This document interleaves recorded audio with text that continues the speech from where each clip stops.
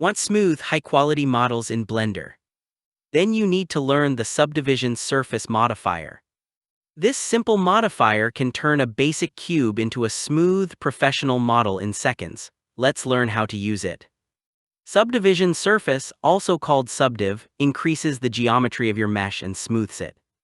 Select your object. Go to the Modifier Properties tab. Click Add Modifier, Subdivision Surface.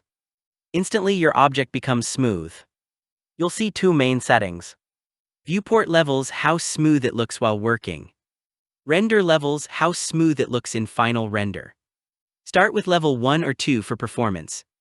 It adds more polygons and rounds sharp edges automatically. That's why almost every Blender artist uses this modifier for modeling. Right-click the object and choose Shade Smooth.